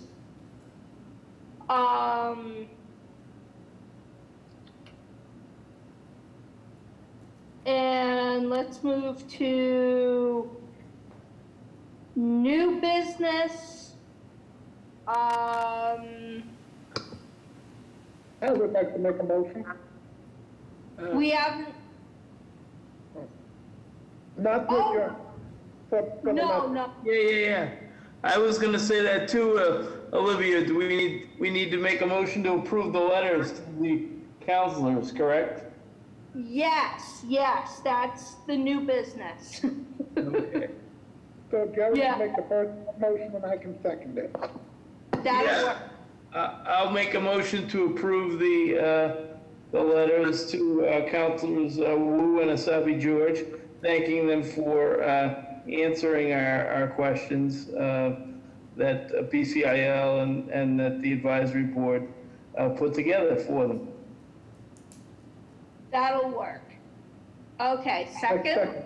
I second the motion. Great. All in favor? Aye. Aye. Aye. Aye. Any opposed? Any abstaining? Okay, the motion is approved. Do we want to make a motion to meet with Department of Labor? I make a motion to meet with Department of Labor, Secretary Walsh. Do we have a second? Awesome. We're gonna discuss, correct? Yes, we're going to discuss. I would just ask, that we frame the meeting and that we really have a targeted goals, what we want to come out of the meeting with before we have the meeting. We don't want them just to come to an advisory board meeting, I would assume, so. Right. No, this would be separate. I understand we gotta have delineated points to hit and make sure that we're not wandering. Olivia, this is Andrea with the commission. If you would like anyone who wants to attend that meeting, I'm happy to coordinate a meeting with all of you to give you sort of a description of how our meeting went when we met with them with our national group that we're a part of, to sort of tell you how that went and who was present in order to help you prepare for your own meeting, if that would be useful. Oh, that would be fantastic. Yeah. Great, then I will send out an email to, anyone who wants to. Depending on the vote. Yes, depending on the vote, I would be happy to coordinate a meeting time with anyone who wants to attend a meeting with the USDOL per the vote. Okay, let's take a vote. All in favor? Aye. Any opposed? Any abstentions? The motion carries. The motion is approved. One other thing before we hit public input is actually, no, I'm gonna take this offline. But it's about the Globe article.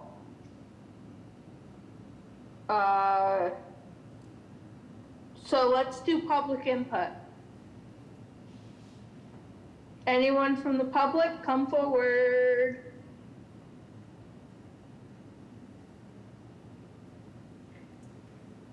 I would like to just read into the record, if it's all right, Chair, that member of the public, Shireen Diaz, related to the captions ordinance, mentioned turning on caption isn't always accurate.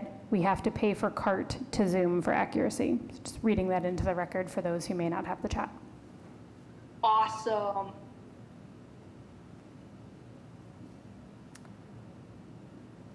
And I see Paul has his hand up. Yes, I just want to say thank you, Commissioner McConaughey, work about her strong advocacy this month and all year actually for mental health and helping those with mental illness. Also, kudos to Maura Healey, Attorney General, her office, for helping a great deal also. And I know the Commissioner's line is always open, as I know from experiences, helping others, family members and friends. I just want to say thank you again. Paul, I appreciate that.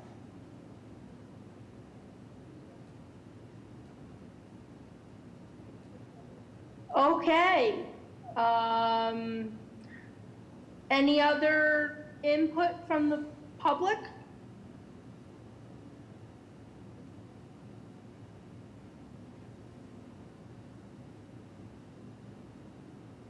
No? Okay, let's Do I get to make my let motion? Carl make his favorite motion. Oh, Olivia, I see a hand raised from a member of the public, Shireen Diaz. Oh, let's hear. Go ahead. Hi, my name is Shireen Diaz. I just wanted to note one other thing. I'm not sure if it belongs with the bill that is being proposed, but sometimes it's difficult to make trainings online fully accessible for members when we're trying to secure ASL services. Oftentimes when we reach down to the state office to put in a request, even 2 weeks ahead of time, ASL interpreters aren't available. And so with that, we will then have to secure private contracts from different vendors. A list of vendors are out there, but the cost is astronomical. I know I just did an event between CART and Zoom for an hour and a half. It was $1,400. And this is a 3-part event. And so I do need those services, and I do want to have the accuracy. I do want to have quotes from members asking questions or making comments. So CART to Zoom is preferable. I am from the West Indies. I've been in the U.S. for a very long time, I'm a U.S. citizen. But as you can tell, I have an accent. So even in me speaking directly into the phone, into the mic, not all the words are coming up correctly. And so when we're talking about, making services accessible and turning on the caption at the bottom of Zoom, that's great. But I don't know if it's a function that we need the Zoom developers to add some more technology there. It would be great if the state would maybe pay for more individuals to become certified ASL and be part of the state pool, because that's where you find the most favorable rates. If you have to go to a private provider, oftentimes we're having to sign a year-long contract with astronomical fees and cancellation fees if, at the last minute, someone that needs the services isn't able to show up to the workshop. So lots of implications, like for the small businesses or just businesses in general, but what we're really talking about is individuals and families really needing to have complete access, full access, and accurate access for services.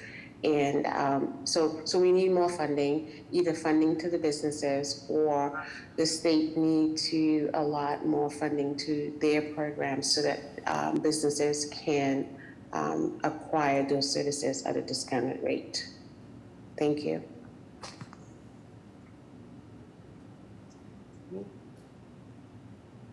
Yeah.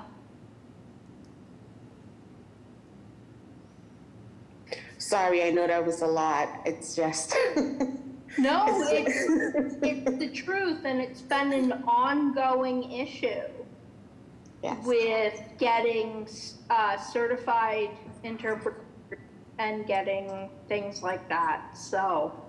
And even the programs that do certify the individuals, their rates are going up, and they oftentimes don't have the spacing there. So as we come out of the pandemic and we reimagine what it means to live in our state, in our city, in our towns, and what's needed for everyone to access services and to be to receive those services at a fair level.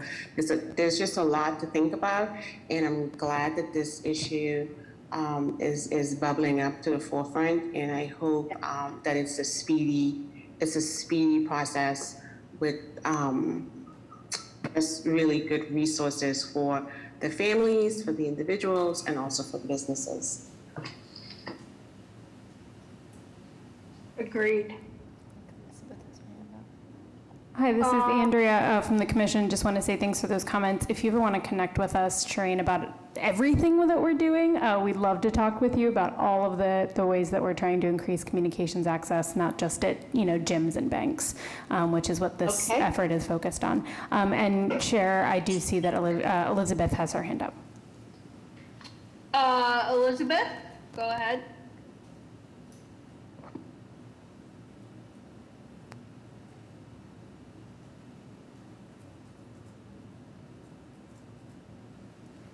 Elizabeth, you are muted, so if you are speaking, we're not hearing you. Okay, sorry about that. I didn't realize that it remutes after a certain amount of time. This will be very quick, but in circling back to the commissioner's report and the discussion about changes to the ride and the route match system back to ADEPT, just this is not a true update in the usual sense. It's just to say that although members of RTAG leadership, the Riders Transportation Access Group, were not made aware of it until it was well underway, but now some of us are meeting weekly with members of MBTA and the RIDE leadership at the T to discuss these changes. So there is some input, but they're just because it's a situation in flux. There's not an update. I certainly will make sure that when there is better information to provide, the board will be informed. But I did want to just acknowledge that we are working on it. Didn't have much headway. Much input, knowledge of it even until very recently, but are doing what we can to make sure that the disability community's issues and interests, concerns are represented.